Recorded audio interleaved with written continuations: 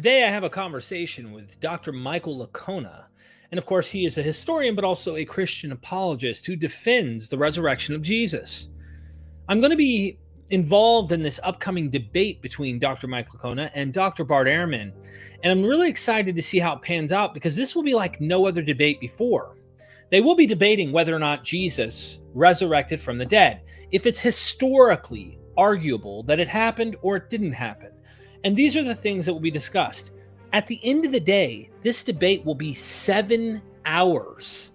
There has not been a debate like this out there yet. A 7-hour debate, long Q&A. Your questions might get answered multiple times in that kind of time span. Let me show you and tease you with a little intro that I'd put together so that people understand what is going to happen in this debate. There are over 2.7 billion Christians in the world. That's more than 1 out of 3 human beings on planet Earth.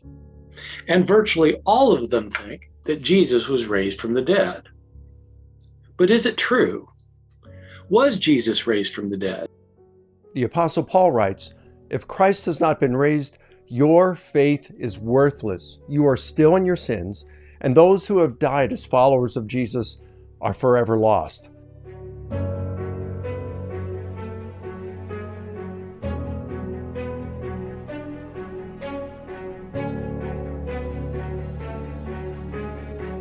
That's exactly what you would think. If somebody was buried in a tomb and you went there 3 days later and it was empty, you wouldn't think resurrection. No, you'd think grave robbers. Or you think, hey, I'm at the wrong tomb. The empty tomb isn't going to convince anybody. You can't have a group hallucination. I can't wake up my wife in the middle of the night and say, "Honey, I'm in Maui. Go back to sleep. Join me in my dream and let's have a free vacation." Can it be shown to be a historical event? And if not, is Christianity dead? If Christ was not raised, we're not going to be raised. And if we're not going to be raised, the Christian life is not worth living. For most of my life, I was a committed Christian who believed in the resurrection. For many years, I was a deeply committed conservative evangelical. I not only believed the resurrection happened, I thought I could prove it.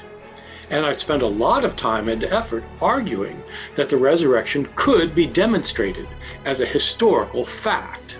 There was a time when I doubted the truth of the Christian message. I took 12 years and studied the historical evidence for the resurrection of Jesus, and I became more convinced than ever that the resurrection of Jesus is an event that occurred in history. It's a religious belief, not a historical fact. Bart says that historians cannot investigate miracle claims. He's wrong. In this debate, I'm going to pull out all the stops to show why the resurrection cannot be seen as a historical event. He's wrong again. This will be the debate to end all debates. This is the debate to end all debates.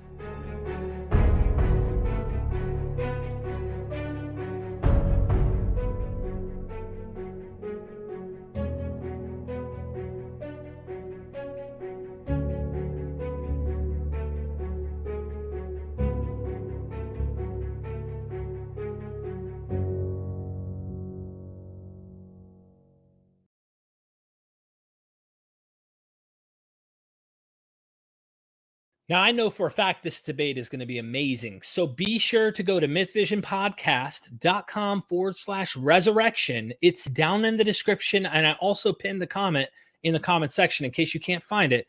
And sign up now, especially early bird specials, so you can get that discount. It's going to be all day long. Now for my fun conversation I had with Dr. Mike Licona. Keep in mind, don't crucify me because I'm not here to debate him.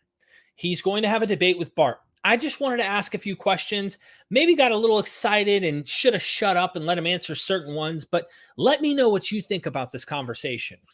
We are MythVision. Welcome back to MythVision Podcast. Today, ladies and gentlemen, I'm hanging out with Dr. Mike Licona. Welcome to MythVision. Hey, thanks a lot, Derek. It's good to finally meet you.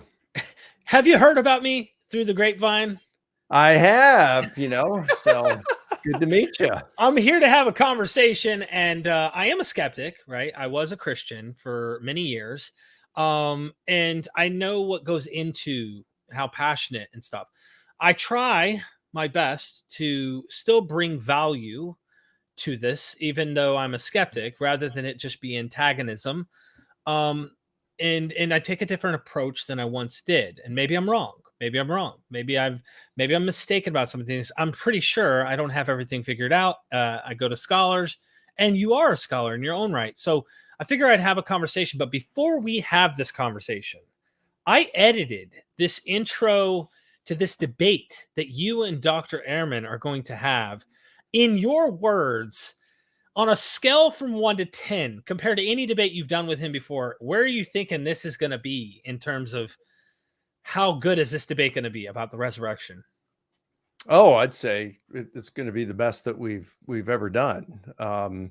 We're used to each other. We're used to our arguments, but we're going to be given a whole lot more this time because we're going to have a lot more time to get into it. Plus, the audience are going to have plenty of time to ask questions and engage in Q&A. So, yeah, it's probably going to be the most difficult debate either of us have had on this because, we're going to be vulnerable for a longer period of time, but, we get to explain ourselves more than we have in the past.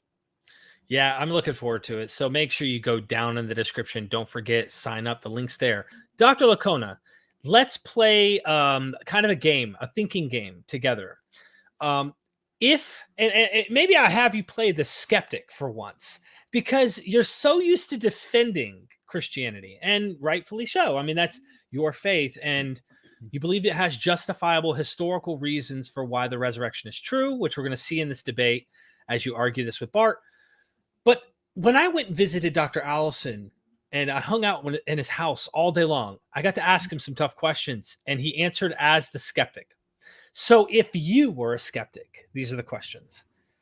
I said to him, Dr. Allison, if you're a skeptic trying to answer naturally, what is the best explanation on the opponent's side?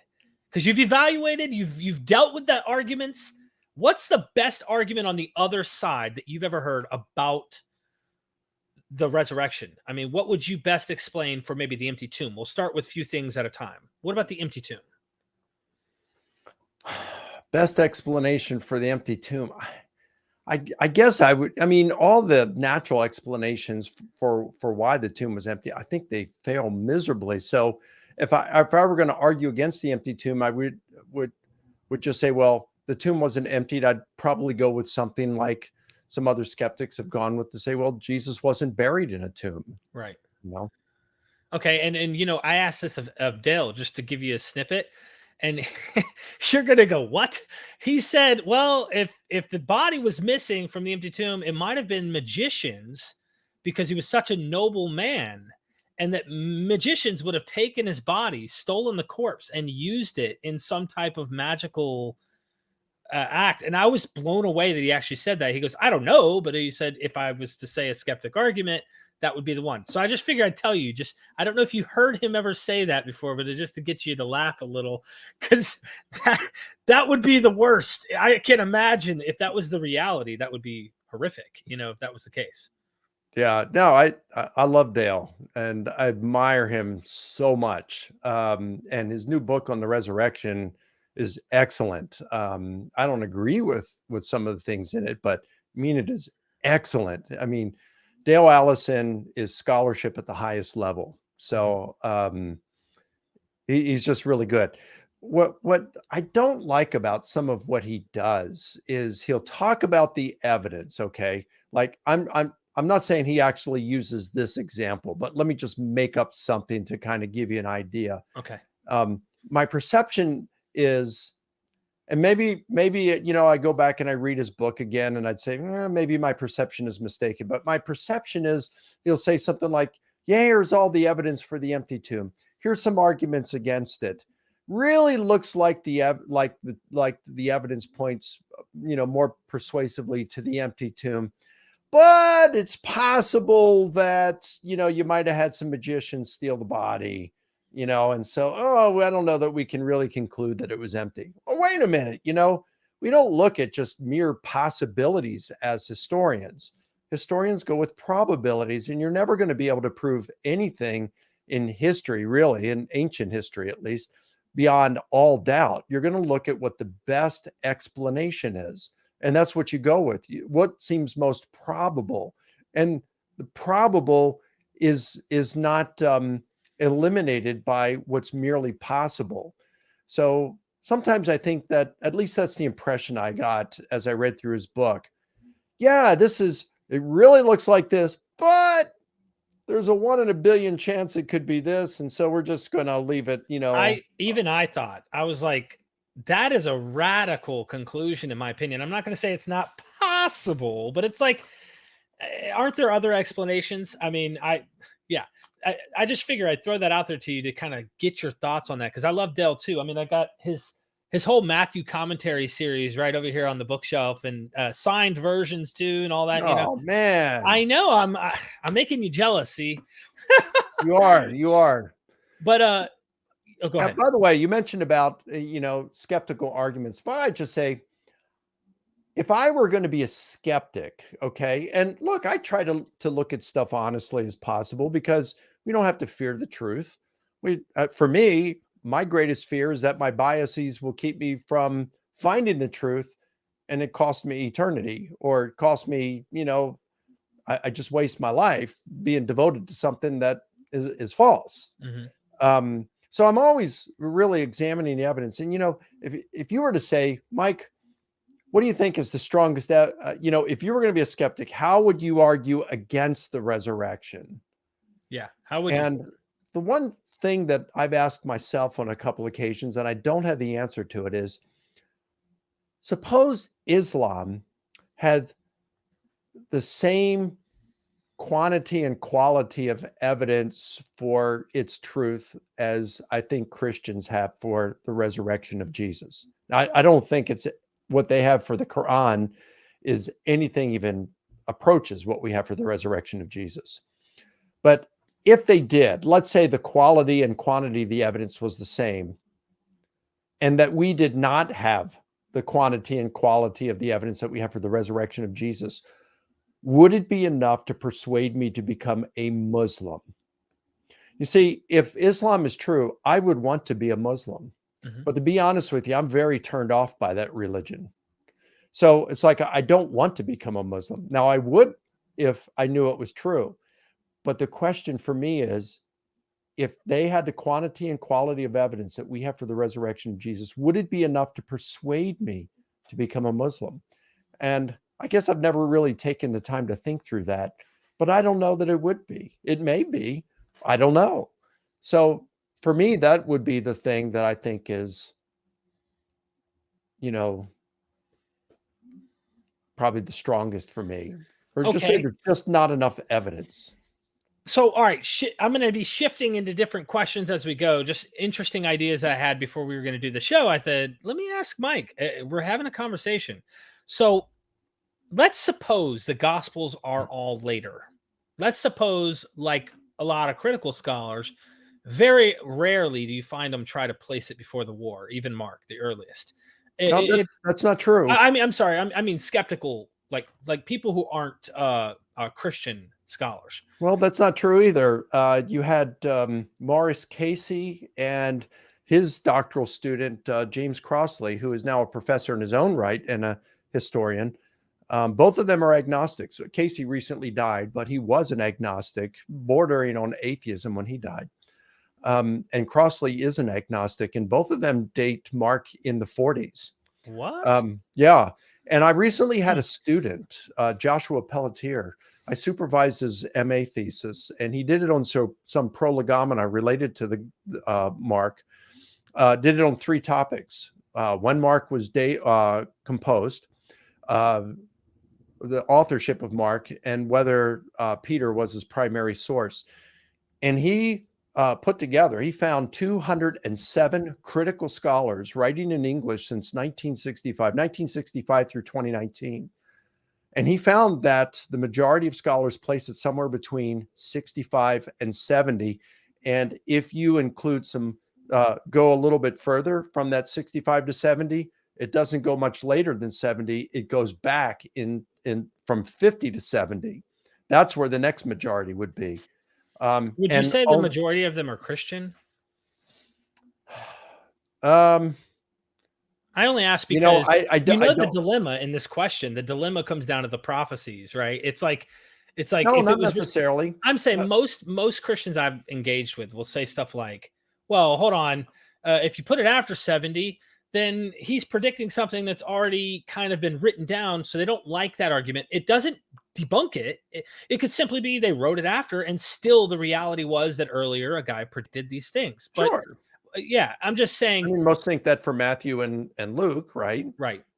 So that question, I guess, is leading in a direction I was wanting to get your answer to is, okay, if we take the 4 Gospels and we pitch them later, and let's say they are later, and let's throw some more things in there. Luke, Acts, let's say, knows Josephus' writings, going with, let's say, Steve Mason's argument, okay? Well, also Dennis MacDonald claims that. And Pervo also with Acts. But boy, they are on the fringe. Hardly anyone takes those views. So let's just say that this is accurate, though. Let's say Acts knows Josephus. Let's say these Gospels are a little later.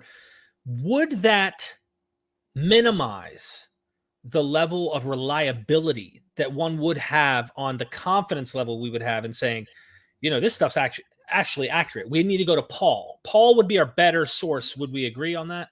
Oh, I think he's our best source now. Right. And I'm fine to adopt the standard dates of the Gospels, Mark between 65 and 70, Matthew sometime in the late 70s or around the year 80, Luke 80 to 85, and John around the year 95. I'm fine with that. I would still put, Paul as generally speaking before any of those.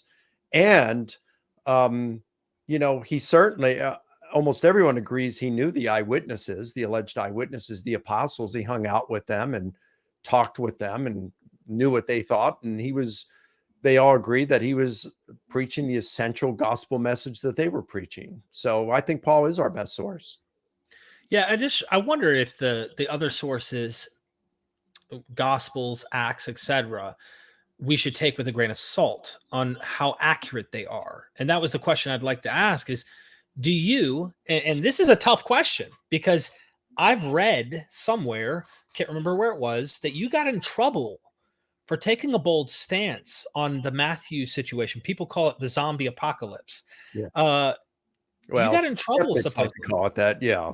Can you tell us if you're allowed to? I don't know. Of course. What happened with this? And do you think there's other, what we could call legends, in a sense? Adele Allison thinks there might be legendary material to some degree in the Gospels. Do you have anywhere that you think is legend like that, maybe? Or how do you paint Matthew in the zombie apocalypse, as they like to, people like to call it that, but yeah, skeptics like to say that in a kind of demeaning sense. You'll have others like John Dominic Crossan call it the heroine of hell. Yeah.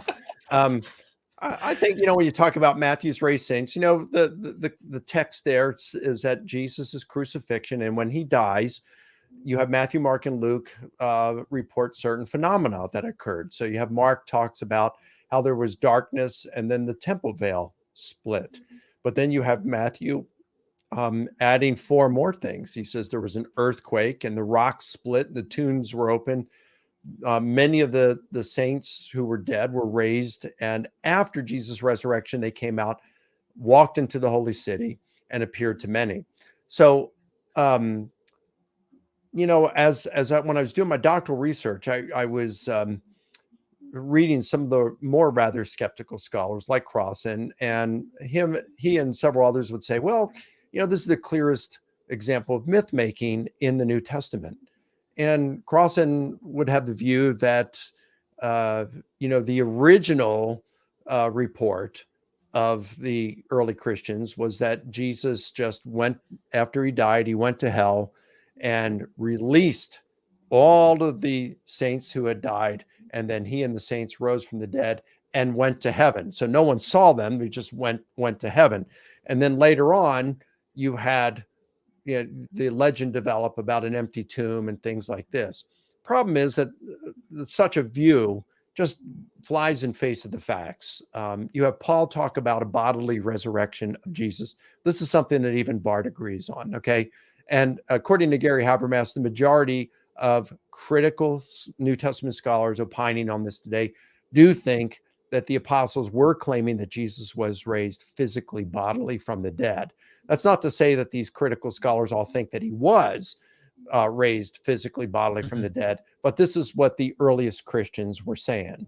And I mean, I could give several reasons for that, but so the harrowing of hell, where I got in trouble was I looked at some of the Greco-roman and Jewish literature and saw a lot of similar things like that. And I said, these were portents. The ancients, a lot of them, I think that they would use this as poetic devices, special effects to say that this is, an event with cosmic, even divine significance. It would be similar to us saying today that 9/11 was an earth-shaking event.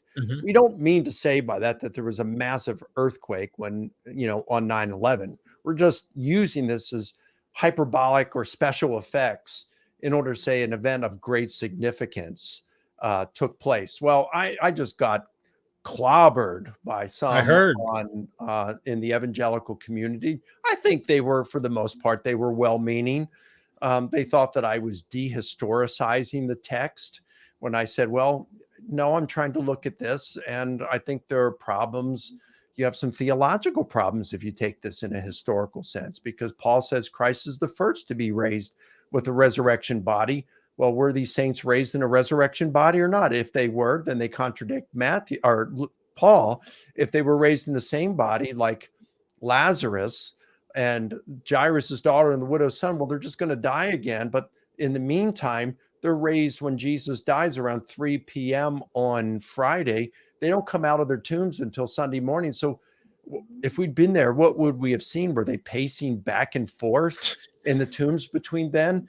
And, when they come out, they haven't eaten or drank anything for at least 36 hours. They're hungry, they're thirsty, they're homeless, they're walking around. Yeah, they've got some really cool stories to tell, about what the afterlife is like. Why don't we hear about these, So I think I said that it's more likely that Matthew is doing the same thing here that Josephus does with portents that he talks about prior to the destruction of the temple, that Livy talks about in poetic terms after Julius Caesar was assassinated, that Cassius Dio talks about when Caesar went to Egypt, and several examples of this.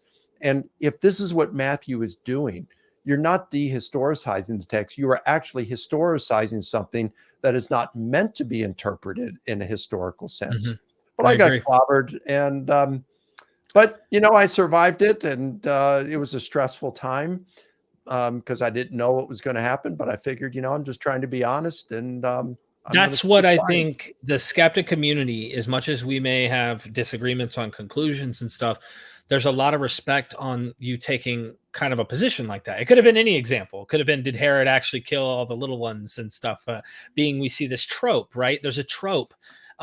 Whether it's historical or not, those are the debated questions. Can we prove one way or the other? No, not necessarily. It's probability. But I'm looking at the literary trope and thinking to myself, this seems like something that they're looking at their scriptures and they're lifting this idea.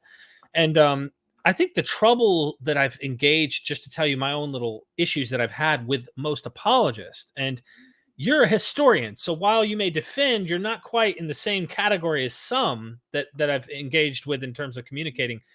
But they want to harmonize almost any and everything and not grant authors their own voice in certain text.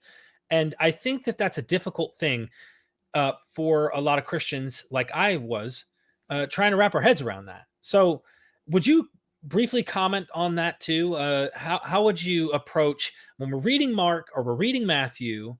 Are we trying to connect the dots and make everything match and fit, or are we going to let each author talk for itself? That's a good question, Derek. I've written a book. It was published in 2017 by Oxford University Press. It's titled "Why Are There Differences in the Gospels?" And it has the results of 8 years of research in which I was engaged. So the majority of New Testament scholars today do think that the Gospels share much in common with Greco-Roman biography. And so if they are ancient biographies or closely affiliated with them, we're going to expect a lot of the same kind of literary conventions in play that we find in Greco-Roman biography. And so there are various compositional devices that classicists mention when it comes to ancient biographies. Christopher Pelling, recently retired from Oxford, is the leading Plutarch scholar in the world. I've had discussions with him, has read his material. He told me that prior to my book, the most comprehensive work done on compositional devices in ancient biography, he wrote in a, at least as related to Plutarch, he wrote it, and it was a single chapter. It appeared first as a journal article, and then it appeared as, I think it's chapter 4 of his book, Plutarch in History. It's really enlightening. And there he took 6 pericopes, stories that Plutarch talks about, and he did it, looked at it in, how 6 stories that appear in 2 or more of Plutarch's lives. So you've got the same author reporting the same story, pretty much using the same sources, and in a lot of cases, they're written simultaneously. And he argues and why they were written simultaneously, at least for 6 of them. So in that case, you can compare them very closely. And you'd think, first of all, is Plutarch copying and pasting? Well, he never copies and pastes. He actually changes some of these things. Mm-hmm. And you look and you see a pattern. As I went through all 48 of Plutarch's extant lives, I included 3 more than what Pelling did. So I had 9 of the lives, and I had 36 stories that I found, not just 5 or 6, but 36 that I found that appear in 2 or more of those lives. And then I compared them, and I found that 30 of the 36 have differences in them. And then you start to see that there's a pattern, the same kind of differences that appear over and over. And then from those, you can infer certain compositional devices. And Pelling names these. I think I added one to his, but it's like compression, where you compress a story to have occurred over a shorter period of time than it actually did. Displacement, where you take a story and displace it from its original chronological context and transplant it in another one. Conflation, where you conflate details from 2 or more stories into one. Perhaps you don't want to narrate 2, so for purposes of economy, you conflate the stories into one. So you only have to narrate one of those.